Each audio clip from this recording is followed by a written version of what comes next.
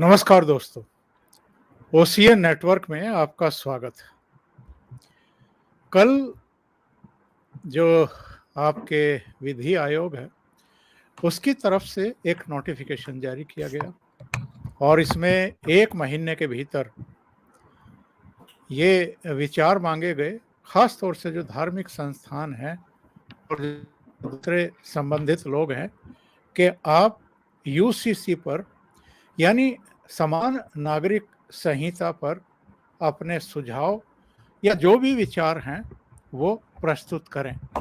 यानी 1 महीने का समय दिया गया है। इसका मतलब क्या है? इसका मतलब ये है कि जो लंबे समय से एक मांग चली आ रही है कि देश में एक कानून लागू किया जाए, सब पर एक कानून लागू किया जाए, यानी समान नागरिक संहिता के तहत सभी लोग आएं, सभी समुदाय संप्रदाय आएं। अब क्या मोदी सरकार 2024 से पहले अपना ये अंतिम ब्रह्मास्त्र चलाने के लिए तैयार है? अंतिम मैं इसलिए कह रहा हूं कि भारतीय जनता पार्टी बहुत लंबे समय से 3 बातें कहती आ रही है। एक, जम्मू कश्मीर से 370 हटा दी जाएगी। नंबर 2, भगवान राम का भव्य मंदिर निर्माण कर दिया जाएगा। और नंबर 3, समान नागरिक संहिता लागू की जाएगी। और बहुत सारे लोग हैं, बहुत सारी पॉलिटिकल पार्टियां हैं जो भारतीय जनता पार्टी को ये कह कर के छेड़ती रहती थी, आलोचना करती रहती थी कि मंदिर तो वहीं बनाएंगे लेकिन तारीख नहीं बताएंगे, या जम्मू कश्मीर से 370 हटाना इनके बूते की बात नहीं है। और फारूक अब्दुल्ला ने तो यहाँ तक कह दिया था कि नरेंद्र मोदी इस देश के 10 बार भी प्रधानमंत्री बन गए तो भी वो 370 को हाथ नहीं लगा सकते। अब समान नागरिक संहिता के बारे में चर्चा शुरू हो गई है कि 2024 के इलेक्शन से पहले मोदी सरकार इसको भी सिरे चढ़ा देगी। और तमाम तरह की टीका टिप्पणियां इसमें भी शुरू हो चुकी हैं। खास तौर से जो मुस्लिम संगठन हैं वो इसको इस्लाम विरोधी सिद्ध करने पर आमादा हैं। आज मेरे साथ बहुत ही खास मेहमान लखनऊ से जुड़ रहे हैं, वीरेंद्र नाथ भट्ट। उनसे समझने की कोशिश करते हैं। वीरेंद्र जी, बहुत स्वागत है आपका। ये बताइए, ये इसको क्या हम ब्रह्मास्त्र माने मोदी सरकार का, समान नागरिक संहिता वो लाने की तैयारी कर रहे हैं? देखिए, इसके 2 पहलू हैं। पहला तो ये है भारत की चुनावी राजनीति, और चुनावी राजनीति में भारतीय जनता पार्टी की चुनावी राजनीति, और एक है इसकी ऐतिहासिक पृष्ठभूमि। जब 1955 में हिंदू कोड बिल आ गया था तो उसी समय और वो और हिंदू कोड बिल का बड़ा विरोध हुआ था। बाद में उसको 5 हिस्से में बांटा गया और हिंदू विवाह, हिंदू तलाक और हिंदू उत्तराधिकार और के उसके 5 हिस्सों में उसके अलग अलग कानून बने। उस समय ये कहा गया था कि यदि हिंदू कोड बिल अगर हिंदुओं के पक्ष में है तो मुसलमानों के लिए क्यों नहीं ला रहे भाई आप? अगर अगर ये हिंदुओं का हित में इसमें अहित हो रहा है तो खाली अहित हिंदुओं का क्यों हो भाई, मुसलमानों को आपने क्यों छोड़ दिया? तो उस समय ये डिमांड उठी थी कि भाई जो है ये जो रिफॉर्म है वो सनातन धर्म में और इस्लाम मजहब दोनों में हो जाना चाहिए। और यहाँ पे ये साफ कर देना जरूरी है कि मजहब और धर्म 2 एक चीजें हैं। इस्लाम धर्म नहीं है, इस्लाम एक मजहब है, कोडिफाइड लॉ है। इस्लाम का अनुयायी होने की शर्त है, हिंदू होने की कोई शर्त नहीं है। अगर आप मुसलमान हैं तो आपको 3 चीजों में बिलीव करना पड़ेगा। तो एक तो ये बात हुई। तो और 1939 में अंग्रेजों के समय जो शरीयत एप्लीकेशन एक्ट बना था वही मुस्लिम पर्सनल लॉ है। तो और ये बात भारत के डायरेक्टिव प्रिंसिपल में आर्टिकल 44 में ये और तमाम प्रावधानों में ये बात मौजूद है कि एक यूनिफॉर्मिटी कानून में होनी चाहिए। एक बड़ा भ्रम ये फैलाया जाता है कि मुसलमानों के ऊपर कोई हिंदुओं के कानून लाद दिए जाएंगे। ऐसा कुछ नहीं है इसमें। केवल जो जो ऐसे कानून जो हैं, एक पहला विवाह, दूसरा तलाक, तीसरा उत्तराधिकार और चौथा महिलाओं के अधिकार, केवल यही मामले हैं और कोई मामले नहीं है। तो और इसके माध्यम से ये भी होगा। इसका मतलब ये नहीं है कि मुसलमानों के निकाह जिस विधि से आज होते हैं वो बदल जाएगा, ऐसा नहीं होगा, वो वैसे ही होगा, उसमें कोई परिवर्तन नहीं आएगा। यूनिफॉर्म सिविल कोड से जो सबसे बड़ी परेशानी ये है कि आप अगर थोड़ा इतिहास में चलें, 1920 के खिलाफत मूवमेंट जो जो महात्मा गांधी ने टर्की के जिस खलीफा को अंग्रेजों ने फर्स्ट वर्ल्ड वॉर में हरा दिया था, और बाद में टर्की के लोगों ने ही जिस खलीफा को खारिज कर दिया, उस खलीफा की, उस सल्तनत की स्थापना के लिए महात्मा गांधी भारत के जमींदारों और नवाबों और राजाओं जो थे, मुस्लिम नवाब, उनकी दाढ़ी को सहला रहे थे। और उस समय उसका जिन्ना ने विरोध किया था कि ये मजहबी लोगों को आप क्यों ला रहे हैं सियासत में। तो तब से लेकर के ये परंपरा चली आ रही है कि साहब, कांग्रेस ने मुसलमानों को हमेशा ये बताया है कि आप जो हैं बहुत खास हैं, आप बहुत हमारे लिए जरूरी हैं, आपके बगैर हिंदुस्तान का तस्वुर संभव नहीं है, हिंदुस्तान की कल्पना आपके बगैर नहीं हो सकती। तो तब से जो मुसलमानों का जो एक सेंस ऑफ एंटाइटलमेंट की जो बुनियाद पड़ी है कि ये हमारा अधिकार है, और आजादी के बाद से तो ये हो गया है कि भारत के मुसलमानों का वीटो चलता है भारत की संसद के ऊपर, भारत की सुप्रीम कोर्ट के ऊपर, भारत के संविधान के ऊपर। तो ये जो सेंस ऑफ एंटाइटलमेंट है, 1985 में जब शाह बानो के मामले में जब सुप्रीम कोर्ट ने गुजारे भत्ते के संबंध में आदेश दिया था, तब मुसलमानों ने दबाव डाल करके राजीव गांधी की सरकार को मजबूर किया कि ये साहब, ये जो गुजारा इस्लाम में जो जो जो निकाह है वो एक कॉन्ट्रैक्ट है, वो एक समझौता है, ये जन्म जन्मांतर का संबंध नहीं है। और निकाह के बाद यदि तलाक हो गया तो either of the party have no obligation on each other, दोनों पार्टियों की एक दूसरे के ऊपर कोई देनदारी फिर नहीं बचती है। और अगर जो है, अगर शौहर ने बेगम अपनी बेगम को अगर मेहर अदा कर दी तो बस मामला खत्म। लेकिन सुप्रीम कोर्ट ने मेंटेनेंस अलाउ किया था, लेकिन मौलाना अली मियां जो उस समय all India Muslim personal law board के चेयरमैन थे, उन्होंने ड्राफ्ट बनाया और दिया सरकार को, और मुस्लिम वुमेन बिल पार्लियामेंट से पास हो गया। तो अब और भारतीय जनता पार्टी ने उस समय उसका विरोध किया था कि भाई कहाँ तो जो है हमारा जो संविधान का directive principle uniform civil code की बात कर रहा है, और कांग्रेस की राजीव गांधी की सरकार मुसलमानों को अंधकार युग में ले जा रही है, मध्य युग में ले जा रही है, अंधकार में ढकेल रही है। विरोध हुआ था। आज कांग्रेस के लोग मानते हैं कि ये गलत हुआ था। आरिफ मोहम्मद खान ने उस समय इसका विरोध किया था, अंततः उनको कांग्रेस से सरकार से बाहर आए, फिर कांग्रेस से बाहर आए, आज वो केरल के गवर्नर हैं। तो अब जो मामला आ रहा है यूनिफॉर्म सिविल कोड का, इसके पीछे लंबा इतिहास है। सुप्रीम कोर्ट के कई रूलिंग हैं, डायरेक्शन है भारत सरकार को कि सरकार को डायरेक्टिव प्रिंसिपल की दिशा में कार्य करना चाहिए, यूनिफॉर्म सिविल कोड के बारे में आगे बढ़ना चाहिए और कानून बनाना चाहिए। तो अब जो पिछले 9 साल से बीजेपी की सरकार केंद्र में है, उसके आने के बाद से जो 1920 से मुसलमानों का जो सेंस ऑफ एंटाइटलमेंट है, अधिकार है उनका, वो कानून से ऊपर है, उस भावना को, उस भाव को और इस घमंड को नरेंद्र मोदी सरकार ने तोड़ा है। उसका सबसे पहला जो उदाहरण है वो है 5 अगस्त 2019 को आर्टिकल 370 और 35A का खात्मा।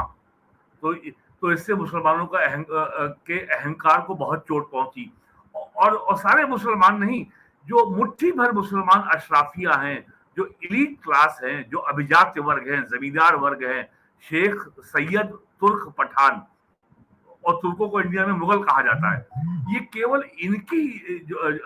केवल ये मुट्ठी भर लोग जो हैं भारत की पूरी 20 करोड़ मुसलमान आबादी के दिल दिमाग पे शासन करते हैं। इन्हीं लोगों ने पाकिस्तान बनवाया। यही लोग जो है पाकिस्तान नहीं गए, उसमें लखनऊ के चौधरी खलीकुज्जमा, लखनऊ के राजा महमूदाबाद और राजा जहांगीराबाद और ये राजा पीरपुर वगैरह सब शामिल थे। तो ये जो जो जो मुस्लिम इलीट है, इसका जो इसका जो घमंड है, इसका जो अहम है, जो इसकी ईगो है कि हम तो जो है भारत की संसद के ऊपर हमारा वीटो चलता है, संविधान के ऊपर चलता है, सुप्रीम कोर्ट के ऊपर चलता है, इस अहंकार को नरेंद्र मोदी ने तोड़ा आर्टिकल 35A, आर्टिकल 370 को खत्म करके। और उन्होंने खाली दोनों इन संविधान की इलीगल अवैध रूप से घुसेड़ी की धाराओं को खत्म ही नहीं किया, जम्मू कश्मीर के 2 हिस्से कर दिए।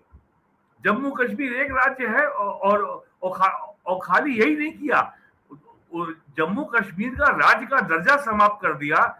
जम्मू कश्मीर एक यूनियन टेरिटरी है, लेह लद्दाख दूसरी यूनियन टेरिटरी है। तो मुसलमानों को पिछले 1000 साल में इतना बड़ा आघात लगा होगा ये अशराफिया को, इसकी उनको सपने में उम्मीद नहीं थी। फिर उसी 2019 में 9 नवंबर 2019 को सुप्रीम कोर्ट का मंदिर के पक्ष में फैसला आ गया अयोध्या में। उसके बाद उनके अहंकार को बहुत ठेस लगी। फिर तीसरा फैसला जो काम किया सरकार ने, जो ट्रिपल तलाक को क्रिमिनलाइज करने का जो कानून आ गया, उससे भी बहुत ठेस लगी इस अशराफिया के घमंड को।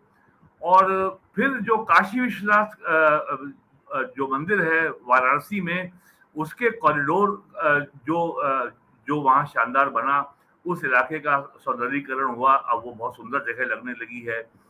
फिर चौथी चीज है, जिस तरीके से भारतीय जनता पार्टी ने मुसलमानों से सीधे संवाद करने के लिए, और ये जो अशराफिया वर्ग है जो दलाल रहा है हमेशा सत्ताधारी पार्टियों का, इसको किनारे करके जब पसमानदा मुसलमानों से भारतीय जनता पार्टी ने सीधा संवाद किया और उनको सत्ता में भागीदारी देना शुरू किया, तब इससे इनको और चोट पहुंची।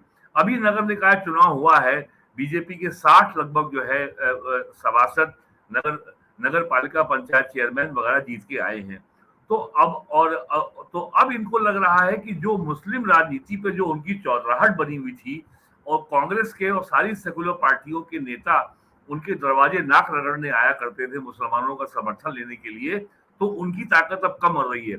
और एक बात और बहुत आवश्यक है, भारत में भारतीय जनता पार्टी के अलावा जितने भी राजनीतिक दल हैं, सब मुस्लिम सेंट्रिक हैं, सबके ऊपर मुस्लिम का वीटो चलता है। आज भी Congress party, Samajwadi party, Bahujan Samaj party, Lalu की राष्ट्रीय जनता दल, नीतीश कुमार, ममता बनर्जी या तेलंगाना के केसी राव, ये लोग ये नहीं कह सकते कि हम आर्टिकल 370 के हटाए जाने का समर्थन करते हैं। ये लोग ये नहीं कह सकते कि हम अयोध्या में मंदिर का स्वागत करते हैं। ये और इन सारे दलों ने ट्रिपल तलाक कानून का विरोध किया था। भारतीय जनता पार्टी के बारे में जो आरोप लगता है कि साहब ये सांप्रदायिक है, एंटी मुस्लिम है, भारतीय जनता पार्टी का ही तो ये नारा है, सबका साथ, सबका विश्वास और सबका प्रयास।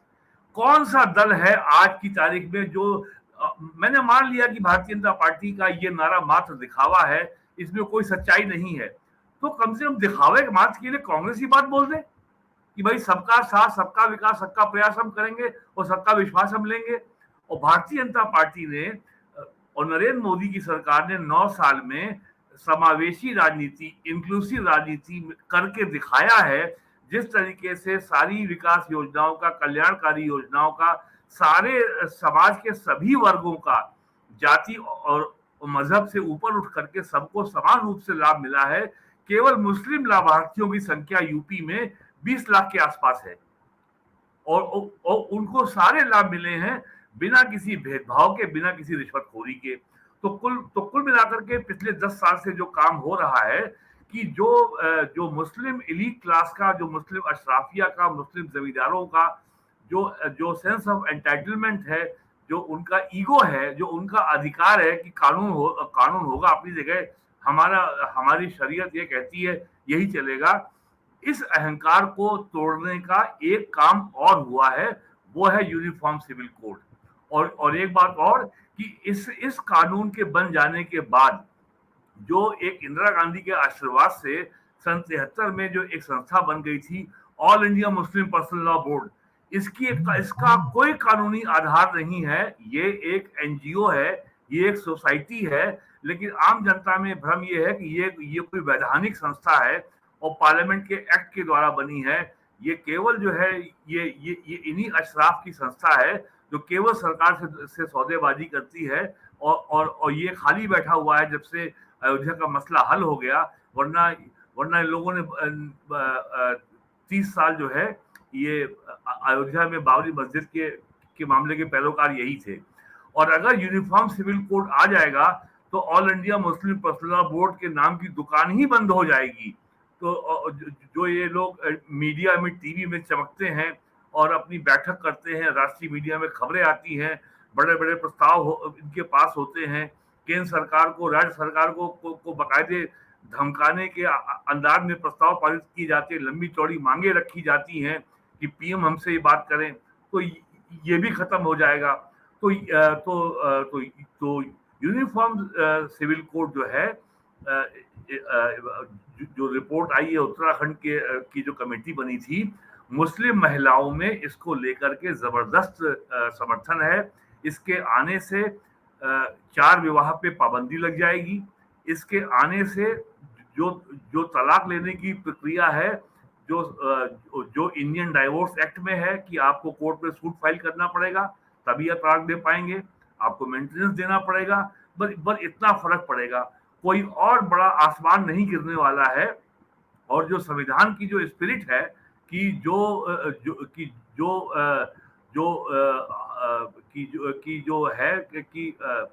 जो संविधान का संविधान है कि हर कानून का यूनिफॉर्म एप्लीकेशन हो, यूनिफॉर्म सिविल कोड भी उसी संविधान के सिद्धांत के अनुरूप ही आएगा, उसमें कोई ऐसी नई बात नहीं। मैं आपसे ये समझना चाहता हूँ, ये ठीक है कि सुप्रीम कोर्ट कई अवसरों पर कह चुका कि यूनिफॉर्म सिविल कोड का कानून बनाइए, वो पारित भी हो जाएगा, उसमें कुछ अड़चनें भी नहीं आएंगी। लेकिन अभी आपने कहा कि कोई बहुत बड़ा आसमान नहीं गिरने वाला है, लेकिन इस देश में ऐसे बहुत सारे राजनीतिक दल हैं, ऐसे बहुत सारे कट्टरपंथी मुल्ला मौलवी हैं, ऐसी बहुत बड़ी एक जमात है जो आसमान को गिराने पर आमादा रहती है। जब इसको पेश किया जाएगा, जब इसको पारित किया जाएगा, जब इसे कानून बनाया जाएगा, जब इसे लागू किया जाएगा, क्या वो इतना आसान होगा? यानी आसानी से करने देंगे ये लोग? आपको क्या लगता है कि जो आर्टिकल 370 को और आर्टिकल 35A को रद्द करने का कानून को राज्यसभा से पास कराना क्या इतना आसान था? हुआ ना। ट्रिपल तलाक को क्रिमिनलाइज करने का, खत्म करने का कानून राज्यसभा से पास हुआ ना।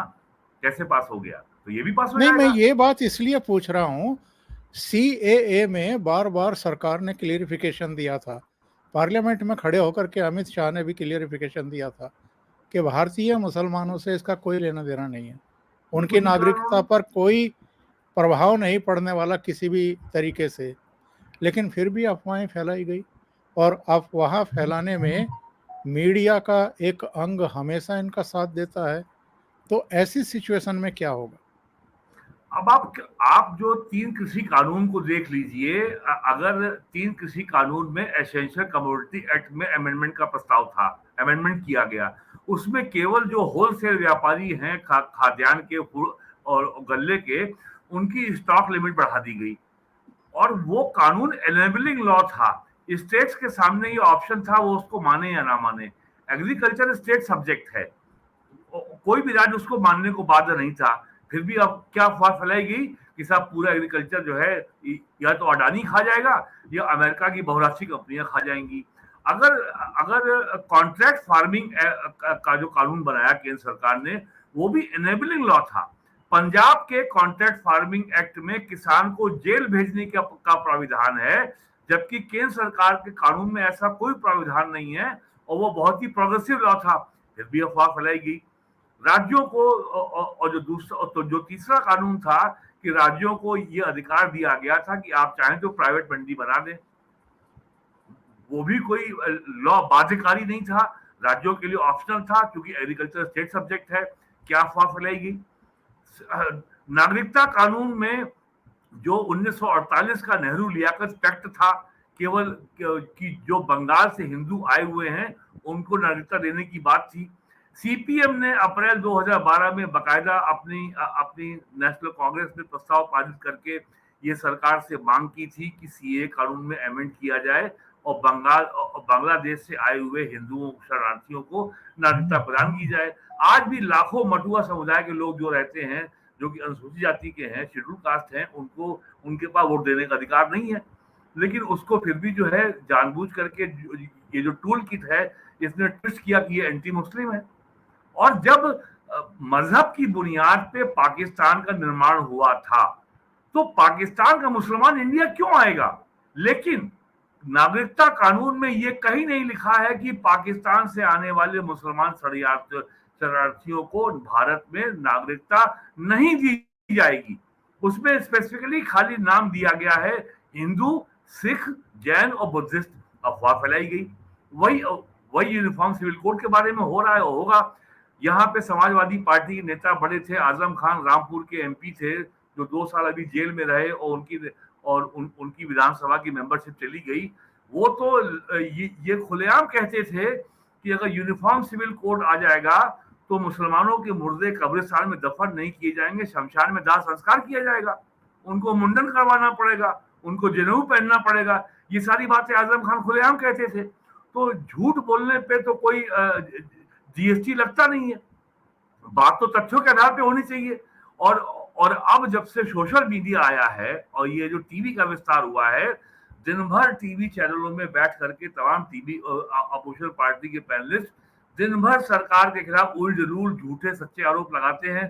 कोई कहता है कि बीएसएनएल को बेच दिया गया।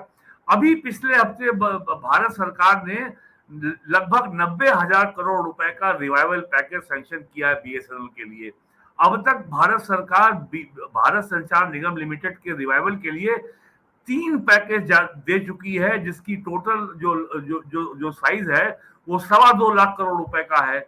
लेकिन मैं पिछले 8 साल से सुन रहा हूं कि मोदी जी ने बीएसएनएल को बेच दिया, रेलवे को बेच दिया, लाल किले को बेच दिया, स्टील अथॉरिटी को बेच दिया, गैस अथॉरिटी को बेच दिया। तो झूठ की तो कोई सीमा नहीं ना इस देश में, तो झूठ चल रहा है। 2019 के लोकसभा चुनाव में सोशल मीडिया में खबर चल रही थी कि नरेंद्र मोदी ने रिजर्व बैंक ऑफ इंडिया को बेच दिया और उसको अडानी ने खरीद लिया। अब रिजर्व बैंक ऑफ इंडिया एक संवैधानिक संस्था है, क्या वो बिक सकती है? ये किसी ने दिमाग नहीं अप्लाई किया, लेकिन ये खूब चला। तो इस तरीके से सोचा ये। और आप देखें, नरेंद्र मोदी की सरकार के 9 साल के कार्यकाल में विपक्ष ने केवल 2 काम किए हैं, नफरत और घृणा और झूठ, और रोज एक नई साजिश। भारत के प्रधानमंत्री 22 जून को अमेरिका जा रहे हैं। उसके 3 हफ्ते पहले राहुल गांधी पहुंच गए अमेरिका और वहां जाके बोल रहे हैं कि प्रधानमंत्री तो एक नमूना है। ये भाषा होनी चाहिए एक ऐसे व्यक्ति की जो कांग्रेस का राष्ट्रीय अध्यक्ष रहा हो, जिस पद पे राजीव गांधी, इंदिरा गांधी, नेहरू रहे हो, उसी पद पे राहुल गांधी भी रहे हैं। क्या उसकी यह भाषा होनी चाहिए कि वो भारत के प्रधानमंत्री को नमूना कहेगा? और उन्होंने कितनी घृणा फैलाई मोदी जी के खिलाफ जाके अमेरिका में, सिर्फ इसलिए कि नरेंद्र मोदी की अमेरिका यात्रा सफल ना होने पावे। नरेंद्र मोदी की अमेरिका यात्रा को कैसे साबोटेज किया जाए, कैसे इसको खंडित किया जाए, नरेंद्र मोदी को भारत में कुछ कहने का मौका ना मिले, कुल यही हो रहा है। तो ये झूठ तो चले। और नरेंद्र मोदी को मैं इस बात के लिए तो खुल के प्रशंसा करता हूं कि नरेंद्र मोदी ने ये साजिश और नफरत वो और अपने साथियों से भी साजिश वो पिछले 20 साल से झेल रहे हैं। जब वो गुजरात में मुख्यमंत्री थे तो विश्व हिंदू परिषद भी उनके खिलाफ थी, भारतीय जनता पार्टी भी उनसे खुश नहीं थी, राष्ट्रीय स्वयं सेवक संघ वाले भी उनसे खुश नहीं थे। लेकिन नरेंद्र मोदी ने जितने निष्ठा से और जितने परिश्रम से वहां काम किया, लोग आज भी उसका रिवॉर्ड दे रहे हैं। क्योंकि जहां तक घाटे वाले सार्वजनिक संस्थानों के प्राइवेटाइजेशन की जो नीति है, इस मामले में राष्ट्रीय स्वयं सेवक संघ और कम्युनिस्ट पार्टियां एक दूसरे के गले में बाहें डाले खड़े होते हैं। उनको वो कहते हैं भाई प्राइवेटाइजेशन बहुत गलत है, बस उनको उससे आगे कुछ सुनना ही नहीं है। लेकिन वो ये भूल जाते हैं कि प्राइवेटाइजेशन में जो पैसा नाली में जा रहा है वो भी जनता का ही तो पैसा है। ये बीएसएनएल के रिवाइवल में जो जो 2.25 लाख करोड़ रुपए खर्चा हो रहा है, 2 लाख करोड़ रुपए और लगभग जो है 1.5 लाख करोड़ रुपए खर्च हो गया, ये किसका पैसा है? जनता का ही पैसा है। ये कोई अडानी का पैसा तो है नहीं, ना मोदी घर का पैसा है। तो लोगों को केवल ये, लोगों की डिफॉल्ट सेटिंग ये है, जो लोग साल में 12 महीने सरकार को पानी पी पी कोसते हैं, वही लोग ये भी चाहते हैं कि हर काम सरकार ही करे। ये अजीब विरोधाभास है। जो 24 यूपी पावर कॉर्पोरेशन का आज की तारीख में जो संचित घाटा है वो 1 लाख करोड़ रुपए से ऊपर है। और ये हाल तब है जब पिछले 6 सालों में उत्तर प्रदेश सरकार यूपी पावर कॉर्पोरेशन के 1 लाख करोड़ रुपए के जो कर्जे हैं बैंकों के, उसकी देनदारी अपने ऊपर ले चुकी है। और उन कर्जों का लगभग ब्याज और मूल का भुगतान यूपी गवर्नमेंट 30,000 करोड़ रुपए से ज्यादा हर साल करती है। लेकिन लोगों को पावर कॉर्पोरेशन सरकारी ही चाहिए। वो नहीं चाहते कि कोई बॉम्बे और कलकत्ता और दिल्ली की तरीके से कोई प्राइवेट कंपनी आके बैठ जाए, क्योंकि फिर चोरी की सुविधा नहीं रहेगी। तो ये जो हमारे यहाँ कॉन्ट्रडिक्शंस हैं, जो विरोधाभास हैं, और सबसे बड़ी बात ये जानकारी का अभाव है। कोई पढ़ना नहीं चाहता, कोई जानना नहीं चाहता। हर बात को लोग एक बाइनरी में और एक कबड्डी के मामले के पाले में तय कर देते हैं, यस और no, black and white. Modi बहुत अच्छे, मोदी बहुत खराब। भाई क्यों अच्छे क्यों खराब, इससे उनको मतलब नहीं है। और इसी फ्रेम में, इसी फॉर्मेट में साल में 12 महीने सुबह शाम टीवी चैनलों में बहस होती है। आज आप किसी से पूछ लीजिए यूनिफॉर्म सिविल कोड को लेकर के सुबह से जो टीवी चैनलों में बहस हो रही है, लोगों को क्या समझ में आया? Do they know the history of uniform civil code? कुछ पता है उनको जानकारी है कि संविधान सभा की डिबेट में क्या हुआ? नेहरू तक इसके समर्थन में थे। संविधान सभा की डिबेट में, कॉन्स्टिट्यूशन असेंबली की डिबेट में नेहरू भी इसके समर्थन में थे, के मुंशी इसके समर्थन में थे, और ये डॉक्टर अंबेडकर इसके समर्थन में थे, अलादी कृष्ण स्वामी अय्यर इसके समर्थन में थे, जितने भी उसमें स्टालवर्ड थे इसके समर्थन में थे, लेकिन इसको डेफर कर दिया गया। तो ये लोगों को कोई भी राय बनाने के पहले इसके तथ्यों की जानकारी कर लेनी चाहिए। और अब तो ये तो डिजिटल युग है। अब किसी बात की जानकारी करने के लिए आपको लाइब्रेरी में जाने की जरूरत नहीं है। सारी की सारी सूचनाएं इंटरनेट पे अवेलेबल है। संविधान सभा की सारी कार्रवाई जो है इंटरनेट पे अवेलेबल है, पढ़ लें। हजारों आर्टिकल मौजूद हैं, हजारों किताबें मौजूद हैं, पढ़ लें। लेकिन पढ़ना का कष्ट अब कोई करना नहीं चाहता। लोगों को तैयार चाहिए कि बस हाँ या ना, अच्छा या बुरा। People want everything in black and white. वो कुछ कष्ट नहीं करना चाहते, वो चाहे इकोनॉमी हो चाहे कुछ भी हो। और नेहरू के जमाने से आज तक ये चला आ रहा है। देश को बेच दिया, नेहरू ने बेच दिया, इंदिरा गांधी ने बेच दिया, राजीव गांधी ने बेच दिया, मोदी ने बेच दिया। यहाँ हर पीएम देश को बेचता है। ये परंपरा चली आ रही है 75 ईयर से। ये बदलेगी, हमें ऐसी उम्मीद नहीं। ये बताइए, यूसीसी लागू होने के राजनीतिक नफे नुकसान क्या होंगे भारतीय जनता पार्टी को या दूसरे दलों को? देखिए, दूसरे जो स्थितियां जहां हैं, जो पार्टियां मुस्लिम सेंट्रिक हैं, जो मुसलमानों के वीटो से गवर्न होती है, वो वैसी ही रहेंगी। केवल ये नफा नुकसान हो सकता है कि भारतीय जनता पार्टी ने जो पसमानदा मुसलमानों में अपना जन समर्थन बढ़ाने का जो अभियान चलाया है, हो सकता है कि ये जो सो कॉल्ड सेकुलर पार्टीज हैं, इनके कैंपेन से, इनके अभियान से बीजेपी के इस प्रयास को थोड़ा धक्का लगे। बाकी किसी भी मुसलमान के, हिंदू के, किसी भी जाति के व्यक्ति के दैनिक जीवन में यूनिफॉर्म सिविल कोड के चलते कोई परिवर्तन नहीं आने वाला है। परिवर्तन बल्कि मुस्लिम महिलाओं के हक में आने वाला है। जितने भी एंटी वुमेन जो प्रोविजंस हैं शरीयत एप्लीकेशन एक्ट के, वो खत्म हो जाएंगे। और बल्कि मुस्लिम महिलाओं की जो सामाजिक सुरक्षा है वो बढ़ेगी। और जो मनमाने तरीके से तलाक लेना, हलाला करना और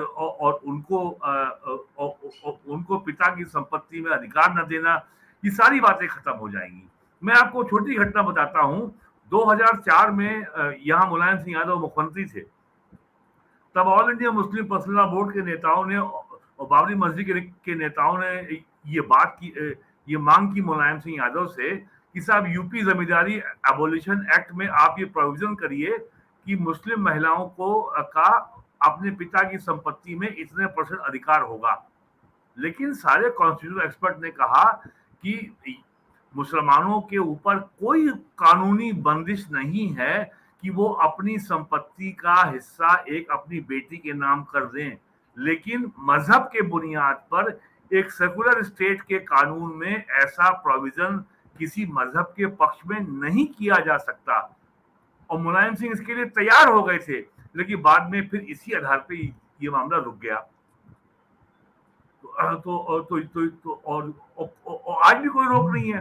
तो ये तो लॉन्ग टर्म में मेरा तो मानना है इसका बहुत ट्रिपल तलाक कानून के तरीके से भारतीय जनता पार्टी को मुस्लिम महिलाओं का व्यापक समर्थन मिलेगा यूनिफॉर्म सिविल कोड के पास होने बिल के पास होने से, और टेम्पररी सेटबैक हो सकता है अमंग द पसमानदा मुस्लिम। तो और जो अभी और वैसे जो भी अब्राहमिक मजहब हैं, यहूदी, ईसाई और मुस्लिम, इन तीनों मजहबों में स्त्री का दर्जा दोयम दर्जे का है। पाकिस्तान और जैसे शरीयत एप्लीकेशन एक्ट में ही स्त्री की गवाही, महिला की गवाही पुरुष की तुलना में आधी मानी गई है। पाकिस्तान में कानून आज भी लागू है और भी मुस्लिम देशों में लागू है। तो ये जो है लॉन्ग टर्म में ये जो आपका यूनिफॉर्म सिविल कोड लॉ है, ये सोशल रिफॉर्म लाएगा और it will be in the larger interest of society, particularly Muslim women. और अब कोई भारतीय जनता पार्टी पर सवाल खड़े नहीं कर पाएगा, क्योंकि तीनों वादे पूरे कर दिए, 370 भी हटा दिया, भगवान राम का मंदिर भी बन रहा है और कॉमन सिविल कोड भी अब दस्तक दे रहा है। नहीं, जो काम सबसे बड़ा नरेंद्र मोदी सरकार ने किया है, जो सरकार जनता के बीच में नहीं ले जा पा रही है, सरकार ने बिना 5 पैसे खर्च किए भारत की इकोनॉमी को डिजिटाइज कर दिया। भारत के जीडीपी का 72% कैशलेस पेमेंट पे आ गया। आज आप मेरठ हो, गाजियाबाद हो, देवरिया हो, लखनऊ हो, किसी भी ठेले वाले के पास सब्जी मंडी में ऐसा कोई नहीं मिलेगा जिसके पास क्यूआर कार्ड ना रखा हो, किसी ना किसी कंपनी का, पेपॉल का, फोन पे का या पेटीएम का। या आप भी देखते होंगे अपने शहर में। ये अपने आप में चमत्कार है भारत में कि इतनी बड़ी जो आज $4 ट्रिलियन की इकोनॉमी हो गई है वो आज इतना डिजिटाइज हो गई है। नरेंद्र मोदी गवर्नमेंट का सबसे बड़ा चमत्कार है GST, goods and services tax. 22-23 में 18.5 लाख करोड़ रुपया आया है। इससे साल में 5 लाख करोड़ रुपए से ज्यादा का ब्लैक मनी का जनरेशन बंद हुआ है। अक्टूबर 2020 तक ये नेशनल हाईवेज पर जो टोल प्लाजा है, महीने का कलेक्शन 150 करोड़ रुपए था। मई 2023 में भारत के हाईवेज पर 3400-3500 टोल प्लाजा पे जो फास्ट ट्रैक से जो कलेक्शन हुआ है वो 5,500 करोड़ रुपया है। ये है चमत्कार इस देश में। लोगों को अंदाजा नहीं है कि पूरे देश की इकोनॉमी डिजिटाइज हो गई। नरेंद्र मोदी सरकार में लगभग 29 लाख करोड़ रुपए से ज्यादा जनता के बैंक खातों में सीधे गया है। 1 पैसे की दलाली, भ्रष्टाचारी करने का किसी को अवसर नहीं मिला। यूपी में ये फिगर लगभग 3.5 लाख करोड़ है,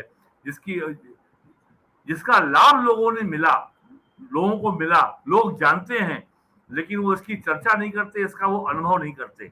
तो और जैसे नरेंद्र मोदी का पूरा पिछले 20 साल का इतिहास है, इस नेता ने हर रोज अग्नि परीक्षा को पार किया है।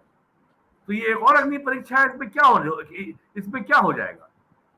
वही जैसे अब तक वो हर परीक्षा को पार करते हैं, इसको भी पार करेंगे, आप देख लीजिएगा। बहुत बहुत धन्यवाद वीरेन जी, ओशियन नेटवर्क के लिए इतना समय निकालने के लिए बहुत बहुत धन्यवाद आपका। नमस्कार।